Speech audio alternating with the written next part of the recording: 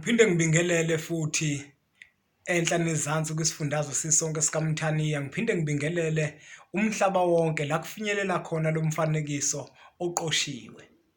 Namuhla ngifisa ukuthi ngikhulume ngokumisa. Kuyini ukumisa? Ukumisa kuyisiko elijulile kakhulu elalisetshenziswa kakhulu ngezikhathi zasendulo, la abantu babesakholelwa kakhulu emathongweni futhi bewethemba. Kulesikhathi esiphila kuso sanamuhla, abantu isiko lokumisa basalazi ngesizathu sokuthi nendlela ekumele ngabe bahambe ngayo indlela yesintu sebeyilahlile. Kwenziwa kanjani-ke ukumisa? Kwakwenziwelani? Ukumisa kwakwenziwa ngenhloso yokuthi kufuna ukubonakala impendulo kuleyo nto esuke iceliwe ethongweni, ngaphandle kokuthi kuhlatshwe isilwane bese kugcine ngokuthi sihlatshwe isilwane. Ukumisa kwakwenziwa ngembuzi, yayingahlatshwa, kepha loyo wayemisa wayefika athatha imbuzi ahambe naye emsamo. Uma efika emsamo bese afika ashisa impepho, akhuleke kona wonke amathongo asekhaya, bese azwakalise isicelo sakhe emathongweni, awatshele ukuthi ngiyacela ukuthi ningenzele ukuthi nokuthi. Uma ningenzelile lokho, ngobe senginihlabela naye imbuzini. Ake senze isibonelo. Ngesikhathi zasendulo umnumzane owayekade ejulile nowayeyithanda ingane yakhe entombazane, uma enengane yentombazane, wayeyimisela, athatha imbuzi aye naye emsamo, bese athi sondela nawe ngane yami. Bese athi mathongo ale ekhaya, ngiyacela kunina nonke ukuthi ningigadele naye ingane, niyisithe emehlweni abafana, kuze kufike isikhathi la nginitshela khona ukuthi ngiyacela ukuthi niyifunele umkhwenyana. Uyothi esuka bese asika ishoba lembuzi.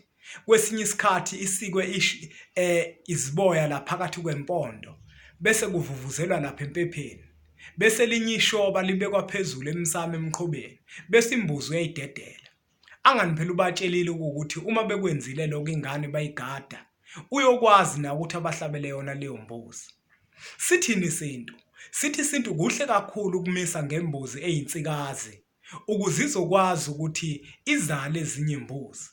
Leyo mbuzi-ke icebe ngesizathu sokuthi ithongo lisuke selibona ukuthi imbuzi yalo, futhi leyo mbuzi ayilahleki. Ngesizathu sokuthi iyona omise ngayo, ithongo lisuke lisafisa ukuthi wenze isethembiso leso othe uzosenza, lisuke lisafuna ukuthi ekugcineni uyihlabe leyo mbuzi, uyihlabele bona.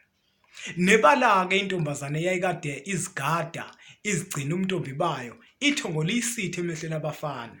Kuthi uyise mase sebona ukuthi ingane yentombazane isikhulile, nebala ubese eyithatha leyo mbuzi, bese ayihlabe esenikele ethongweni, aphinda licela ukuthi-ke manje uyacela liyifunele umkhwenyana.